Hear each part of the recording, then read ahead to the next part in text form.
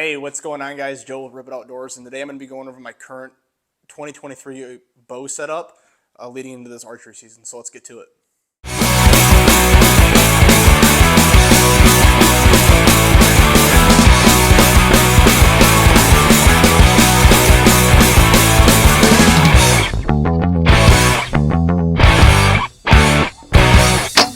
So the bow itself is a Phase 4 from Mathew's, 29-inch axle to axle, and this has been a huge upgrade for me. I was shooting a 2014 Mathews Monster Chill.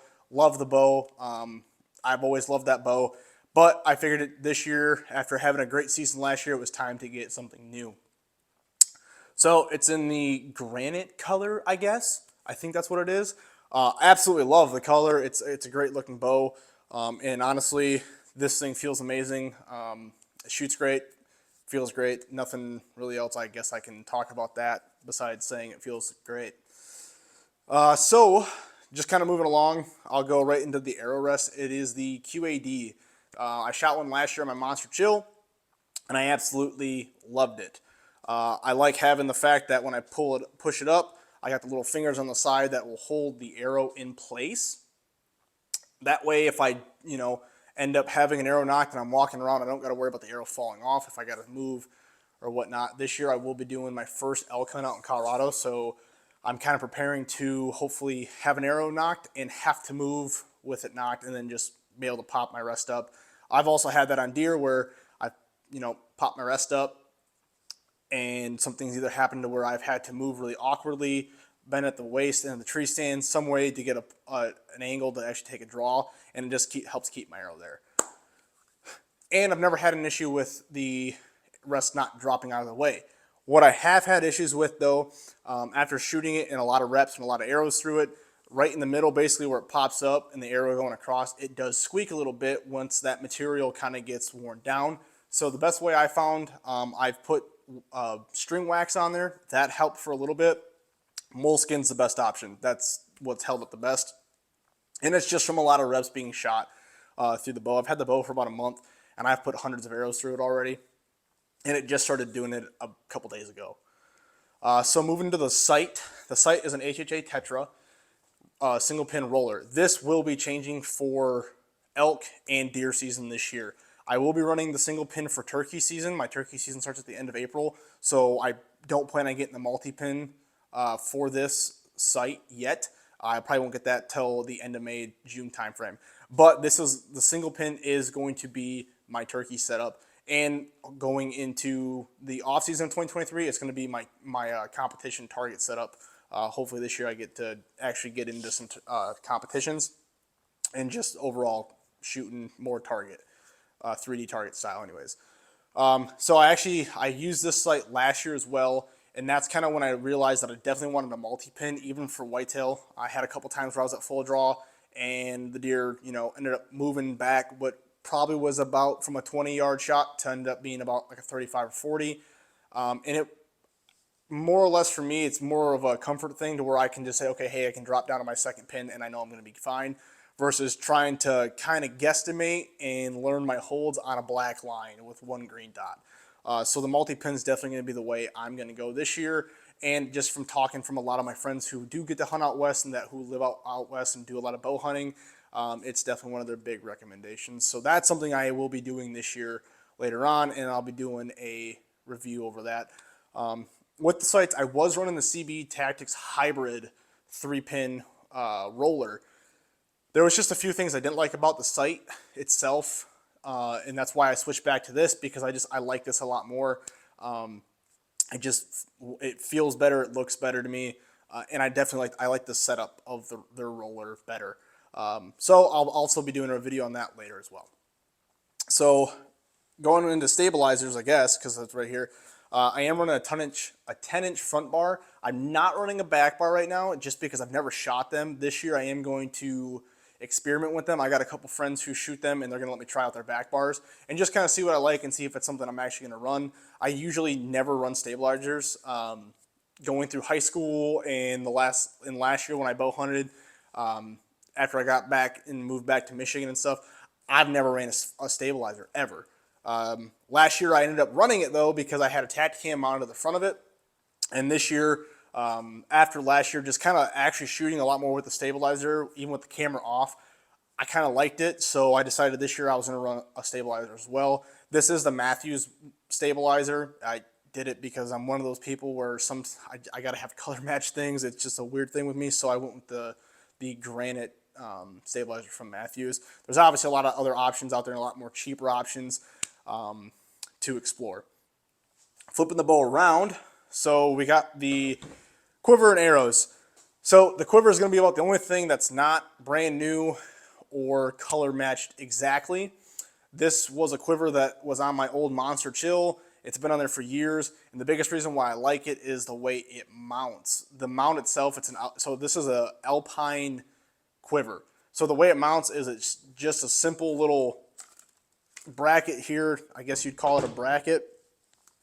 That it's just rubber, and all you do is you put one bar in here, and then you roll it in. Arrows don't quite fit because the foam's bad in there, but we'll get to that later. And it's quiet. I have a couple friends who have shot the newer quiver style quivers that go on, and they say they kind of vibrate a lot and they kind of make a bunch of extra noise. I just like the rubber because I've never had an issue with the quiver making the noise itself. But there's one downfall to this quiver. As you can see, the quiver is slightly at an angle. That's because with the leg limbs on, my arrows are too long and the nock will get pushed into the dirt. That's obviously something that I want to avoid, and I never take my leg limbs off. If I'm shooting, my leg limbs are always on. I plan to leave them on. I do fair amount of ground blind hunting versus tree stand hunting, and it just makes it a lot easier. Excuse me. So that's a big thing for me, is just being able to run my quiver at the same time. When I'm out at 3D ranges, I like to shoot with my quiver on because I typically will hunt with my quiver on. And if I'm not able to take it off, say just because I don't have the extra hook in my stand or whatnot, it's going to stay on my bow. So I like to practice with it and whatnot. So that's going to be the quiver. I am going to paint this though to kind of look like the bow's color. It's currently in the Lost Camo from Mathews, which the Monster Chill that I have hanging up in the room is also in Lost Camo, so it matched at the time. The arrows. So the arrows are the Victory Rip Extreme Velocities. Currently the setup, I do have the aluminum collar insert, which I know a lot of people hate, don't like them. So far, I really haven't had any dents or scratches with them. But I'm going to change these out with the next batch I get from these. These are their gamer series, so they're the .003 straightness. And I did just refletch these today with the AAE Max 2.6 inch long fletchings. And I definitely like the look of them. I got these pre-fletched just because I wanted to kind of start shooting them and see if I liked them enough. And I was just getting a lot of phase contact with the pre-fletched arrows, so I ripped the fletchings off, cleaned them up good, and then put these new ones on today. Running these is going to give me a little bit more options to do the upfront weight that I want to do with still having a 15% FOC. So I was on Podium Archery. They have a really good calculator on there, and I found them out from elk-shaped guys and started dabbling in the arrow building and stuff, and I realized how easy it was to actually build arrows. So I decided to refletch these arrows, and then I'm going to start cutting arrows too as well and building all those up. I don't have a broadhead here just because they're not with me, but the broadhead I'm gonna run this year is the Muzzy Trocar Hybrid. It's their fixed mechanical hybrid style broadhead. I used it last year, and on a quartering buck, he was facing me. I blew through his front shoulder. I had a pretty far forward shot, and it worked out perfect. The chiseled head definitely doesn't dent up as easier. I was using the Blackout Gators, and those are an expandable broadhead. Love them. I've used them for years. The problem is that those tips are just they just bend really easily if you're going through bone. Obviously, the shot I took, not the most ideal shot, but it was what I had, and I took it, and it worked out great. The buck went 40 yards. But I just kind of want to have a little bit more oomph up front and not have to worry about the tips on those arrows bending. The one thing with those broadheads as well, when they bend, and you can replace them, but it's kind of a pain to replace them. So I just figured all in general I'm just going to go over. I liked having the fixed hybrid because I have that fixed cut no matter, I'm going to get a cut no matter what. And then, you know, I also still get that mechanical aspect of the broadhead as well. For releases, so this is my trusty, dusty TrueFire Hardcore. Absolutely love this release.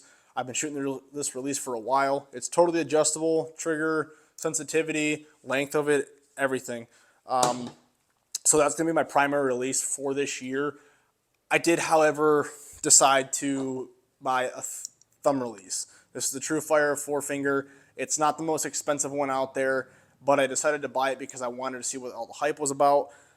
I've been shooting it a lot.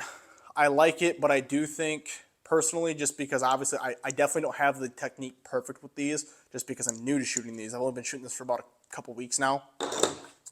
I am more accurate and more consistent and just more confident in general, especially out to longer distance with this release. I just haven't figured out the thumb release yet. I haven't figured it all out. I'm still working on it.